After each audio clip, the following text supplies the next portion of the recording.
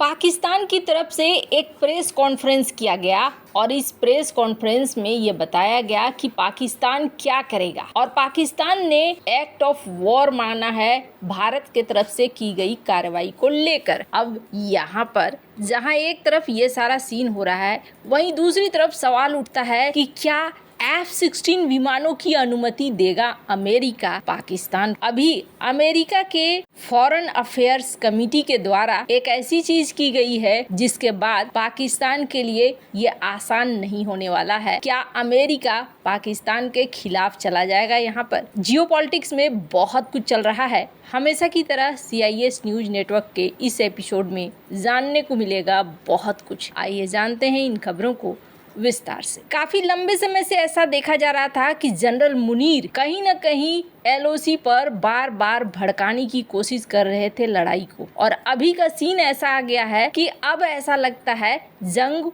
हो जाएगी। अब ऐसा क्यों कहा जा रहा है? स्क्रीन पर एक तस्वीर देख रहे हैं और ये तस्वीर बेहद खास तस्वीर है क्योंकि यहाँ पर राष्ट्रपति से मिलने के लिए पहुंचे हैं भारत के होम मिनिस्टर और भारत के विदेश मंत्री। साथ में लाल फाइल है हाथों में। ऐसा लगता है जैसे पहलगाम हमले के बाद भारत ने आतंकवादियों को और पाकिस्तान को करारा जवाब देने का मन बना लिया है। भारत के पलटवार को लेकर पाकिस्तान में हलचल तेज हो गई है और इस बीच केंद्रीय गृह मंत्री अमित शाह और विदेश मंत्री S जयशंकर का इस तरीके से फाइल लेकर पहुंचना ये बता रहा है कि आने वाले समय में बहुत कुछ हो सकता है। एक सर्वदलीय बैठक भी हुई है और सर्वदलीय बैठक से पहले ये भी देखने को मिला कि भारत ने कई देशों के राजदूतों को बुलाया था और इन राजदूतों के साथ बातचीत करी है और पहलगाम को लेकर सारी बातें रखी है। इसी बीच इजराइल के जो राजदूत हैं उनकी तरफ से भी एक बयान आया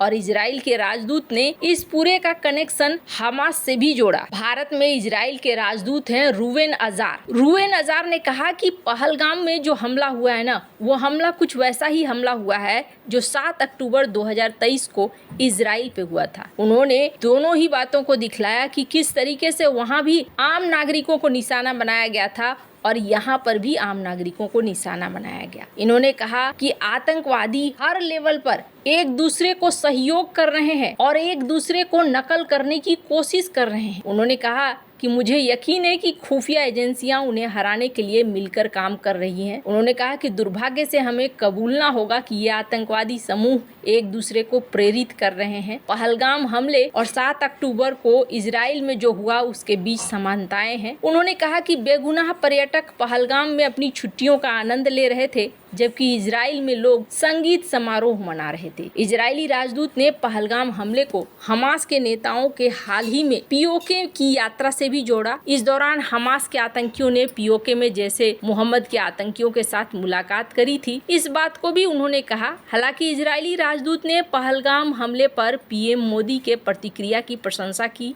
PM मोदी ने आज कहा है कि हम इस हमले का बदला लेंगे। इस पर इजरायली राजदूत ने कहा कि मैं न केवल कड़ी निंदा से बल्कि भारत सरकार द्वारा उठाए गए सख्त कदमों से भी बहुत उत्साहित हूँ। उन्होंने भारत के कूटनीतिक कदमों का जिक्र किया जिसमें पाकिस्तान के साथ 1960 के सिंधु जल संधि को निलंबित करना, पहलगाम में हमले की सीमा पर संबंधों के मद्देनजर अटारी को बंद करना, हमास के पाकिस्तानी आतंकवादी संगठनों के साथ जो रिश्ते हैं ये भारत के फिलिस्तीन के साथ रिश्तों पर प्रभाव डाल सकते हैं। आपको बता दूं, अभी तक भारत ने हमास को एक आतंकी संगठन घोषित नहीं किया है और इसके पीछे कारण ये रहा है कि फिलिस्तीन के साथ भारत की एक दोस्ती रही है। पर अब जाकर देखने को मिल रहा है कि मामला यहाँ पर बिगड़ता हुआ दिख रहा है। अब इसी बीच पाकिस्तान के अंदर जो मीटिंग हुई उस मीटिंग के बाद इन्होंने एक प्रेस कॉन्फ्रेंस करा है और इस प्रेस कॉन्फ्रेंस में इन्होंने क्या बयान दिया है मैं चाहती हूँ कि इस बयान को आप सुने। इंडिया जो है ना, वो अपनी जो हमारी इंफॉर्मेशन है कि वो इस वक्त जो है एक ऑल आउट वॉर की जगह जो है पाकिस्तान के शहरों में जो है वो दहशतगर्दी की जो है पूरी तैयारी कर रहे हैं और उस टेररिज्म की जो वेव है, मैं आप लोगों की वसात से बताना चाहता हूँ कि हम उसके लिए पूरा तैयार हैं और ये टिट फॉर टैट होगा। अगर हमारे शहरों में हमारे सिटीजन्स जो हैं वो महफूज ना हुए, अगर उन पे अटैक हुआ तो ये इंडिया के सिटीजन्स भी जो है महफूज नहीं रहेंगे। बिल्कुल ये अगर एक भी हमारा सिटीजन जो है हमें ये साबित हुआ कि वो इंडियन परपेट्रेटेड या इंडियन ऑर्केस्ट्रेटेड अटैक में कोई शहीद हुआ है तो वी विल मेक देम पे थ्रू देयर नोजेस इंडियंस को जो है ये बिल्कुल क्लैरिटी के यहाँ पर इन्होंने कहा कि पहली बात तो ये इन्होंने भारत के द्वारा जो ये वाटर ट्रीटी समाप्त की गई है, सस्पेंड की गई है, उसको लेकर इन्होंने कहा कि भारत एक तरफा ऐसा नहीं कर सकता है और भारत अगर एक तरफा ऐसा करता है तो हम इसे एक्ट ऑफ वॉर मानेंगे, यानी कि युद्ध के ऐलान की तरह मानेंगे। साथ ही साथ इन्होंने ये भी कहा कि अगर इनका एक भी नागरिक भारत के द्वारा किसी तरीके से क्षति पहुंचाया जाता है या इनके एक भी शहर में भारत के द्वारा कुछ किया जाता है तो ये पलटकर उत्तर देंगे और ये भारत को निशाना बनाएंगे। हालांकि मैं ये देख रही थी जब ये बोल रहे थे शुरू से काफी टेंशन वाली मुद्रा में ये नजर आ रहे हैं। अब सवाल ये उठता है कि ऐसे समय में जब पाकिस्तान जानता है कि उसकी इकोनॉमी खस्ता हाल है, पाकिस्तान ने हाल के दिनों में बार बार भारत को उकसाने की कोशिश क्यों की